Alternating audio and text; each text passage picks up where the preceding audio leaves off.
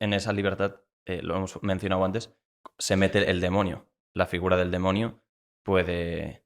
Bueno, está claro, ¿no? Que entra en que tú no solo no creas en Dios, sino que ni siquiera pues, te lo pone en la mente o que te distrae con otras cosas para que no llegues Las a... tentaciones son siempre, bueno, siempre, pero sí, esto estoy seguro que el padre lo explica No, no, mucho no. mejor, pero vamos, el demonio desde luego funciona, pero Dios siempre te deja el ámbito de libertad. Ujú. ¿Sabes? Lo que hay que pensar es que tú siempre tienes la suficiente gracia para salvarte, que es una de las cosas más preocupantes para mi juicio final. ¿Sabes? Que es, yo tuve la gracia para salvarme. ¿La aproveché o no la aproveché? Entonces, siempre tienes la libertad. La gente, cuando dice que no existe la libertad humana, realmente no se da cuenta de que al decir eso está utilizando su libertad. Todos los días, en cada vez, cuando yo cojo este vaso en este momento o no lo cojo, estoy ejerciendo mi libertad. Eso que Dios nos ha dado es lo que hace que podamos rechazar o no rechazar a Dios. Pero efectivamente existen las tentaciones, los condicionamientos.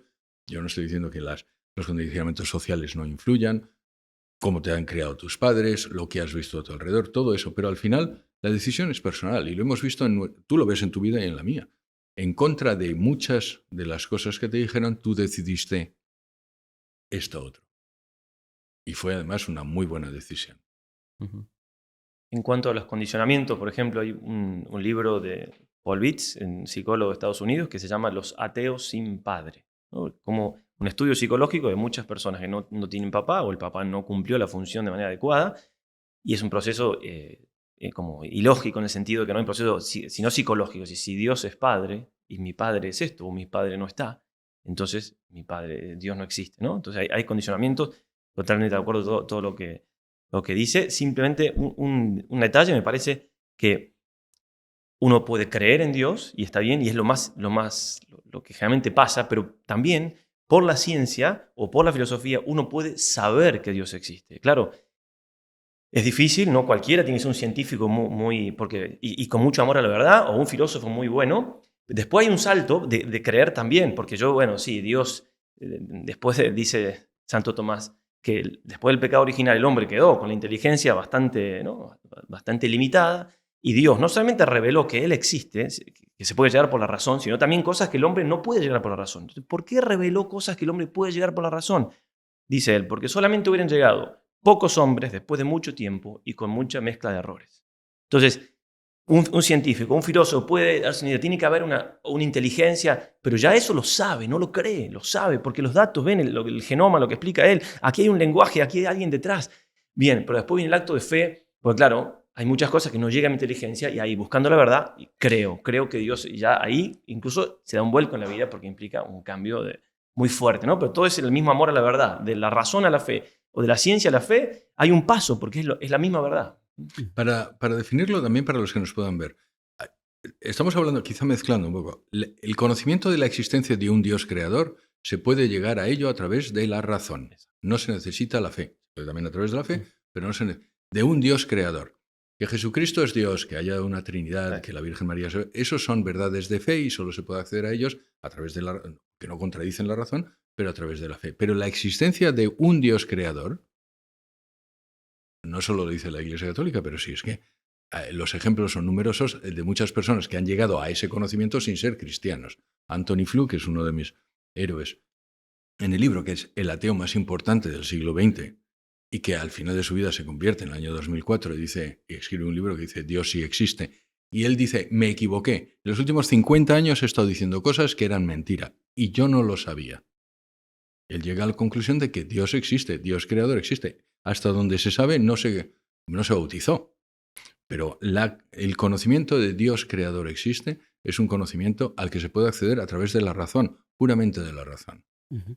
¿Y cuándo la gente decide empezar a creer en Dios? Porque creo que en países como Nicaragua, por ejemplo, que ahí se les persigue, pues hay un alto porcentaje de católicos y no solo alto porcentaje de católicos, sino que además son practicantes, gente que va a misa, etcétera, ¿no? Entonces aquí quizá lo que pasa cuando dicen que Dios pues está, o que la sociedad occidental con raíces cristianas, etcétera, están dejando de muchas personas creer en Dios, cada vez menos gente en España va a misa, tal.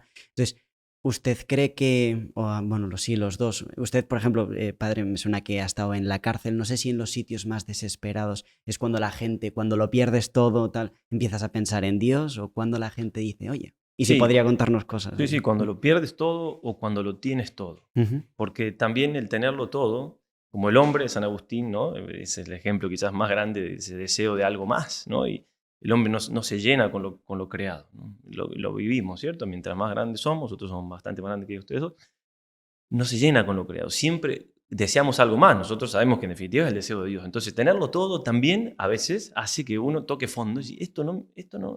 Eva Lavalier, una gran actriz del siglo pasado, en el cenit de su carrera decía, yo tengo todo, toda la fama y todo, pero soy la mujer más desdichada del mundo, y se convirtió, ¿no? Entonces, y también en otros momentos sí, de dificultad también ayuda eso.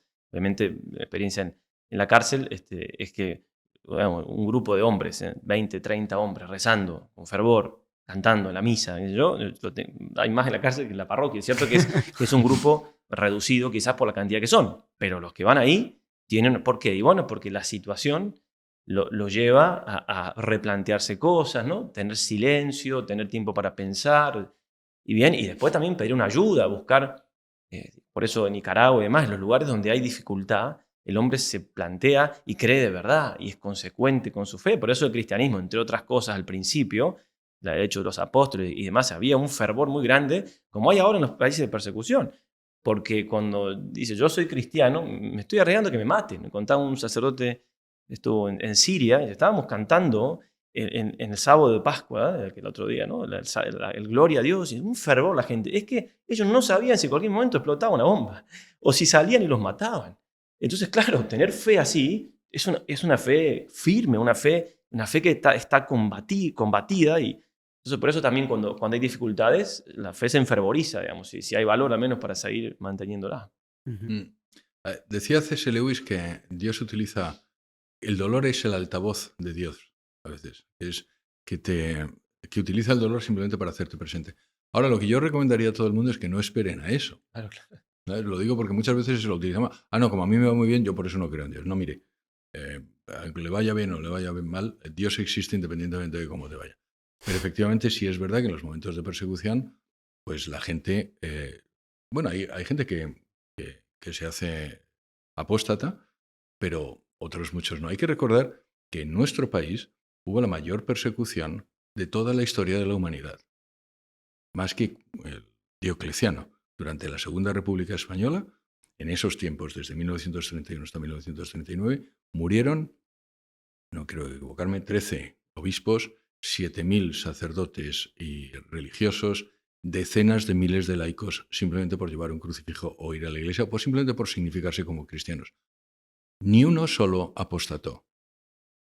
Y eso es algo de lo que me gustaría que los españoles estuviéramos más orgullosos, nuestros católicos. Ni uno solo. Hay un libro que tengo además publicado por la Diputación de Barcelona, de Paul Claudel, tengo el original, el número 17, que es la Oda a los mártires de España. Y él decía, en todas las persecuciones, la de Diocleciano, en Nerón, hubo apóstatas, como yo probablemente sería.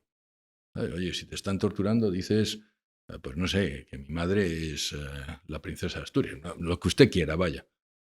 Sin embargo, en nuestra persecución durante la Guerra Civil y antes de la Guerra Civil, no hubo ni un solo apóstata. Y los torturaron y les dieron de comer a las personas, les dieron como alimento de los cerdos, al obispo de Barbastro. A la gente los torturaron aquí en Barcelona.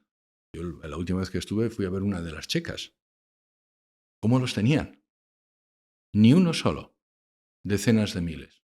Entonces, lo que hay que decir es, la fe se refuerza ante la persecución, pero cada uno de nosotros somos responsables de nuestra fe, independientemente de que te persigan o que no te persigan. Al final tendrás que dar cuenta de tu fe. Y perdón, aquí sí me voy a poner en contra, porque él por humildad dice que si lo persiguen no claudicaría, que está bien, así hay que decirlo, pero digo que no quede la idea, y ya sé que no quiso decir eso, que en persecución, sabemos que somos muy débiles, pero tenemos la fe de que si llega el momento, el Señor nos va a dar la gracia, porque en definitiva todas esas personas eran de carne y hueso como nosotros. Uno dice, a ver si me persiguen, ¿qué? Que no estamos tan lejos, ¿cierto? Bueno, vivimos en lugares donde tranquilamente puede pasar algo y uno dice, a ver, me pico un mosquito y quizás me quejo, ¿no? Pero por otro lado, como él también, confiamos en que Dios, si viene el momento, dará la gracia, ¿no? Es una gracia, entonces, digo, simplemente en eso, porque a veces uno escucha decir, no, bueno, en esos tiempos, pasa que ahora nadie, no, tenemos que estar dispuestos y seguro que está dispuesto, digo, pero corrijo simplemente para decir que por humildad lo dice así, está muy bien, pero si llega el momento, confiamos en que Dios nos va a dar la gracia ¿no? De nosotros nada, del Señor todo. Si te ha gustado este corto, tienes la entrevista completa en pantalla y en nuestro canal. Muchísimas gracias.